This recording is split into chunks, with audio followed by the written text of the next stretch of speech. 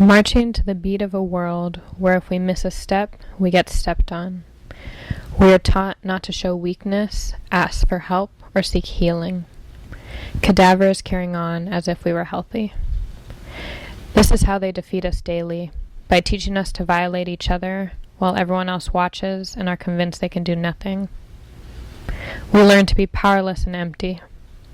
Resistance is taking our power, finding that fullness, where it is no longer a question of my own healing, but of the liberation of our peoples and the transformation of this world.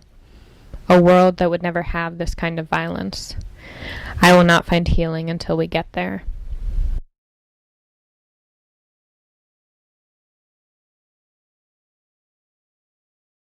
He was my boyfriend, and I was 18, and I think he told me he loved me. It was Valentine's Day, and he came to visit me.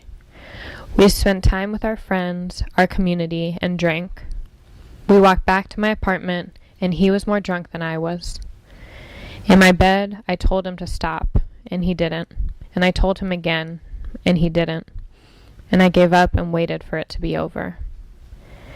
And then I left my bed. I laid on the kitchen floor and tried to sleep. After hours, one of my good friends came home and saw my tear-stained body curled on the dirty linoleum. I asked for a hug, and he didn't know why, and I couldn't tell him.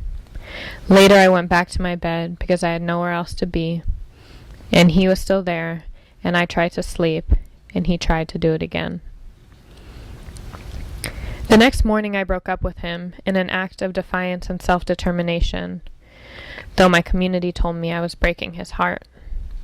I told him I couldn't be with him after last night, and I think he understood, but maybe he didn't or couldn't, and I can't blame him for that.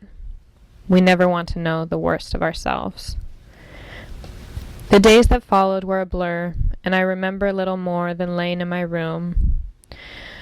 I remember bleeding for maybe 3 or 4 days after, a constant reminder, as if I could forget. I saw him again about 6 months later. We were talking, and I mentioned that after having slept with a woman for the first time, I felt sure that I was straight.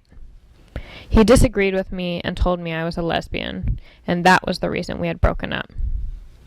I said nothing, tongue-tied by his denial. I should have said, "We broke up because you raped me." But in that moment, I could say nothing. I have spent 7 years learning that this moment does not and should not define who I love and how I love them. I am queer independently of that moment, and yet that moment continues to influence every relationship I have.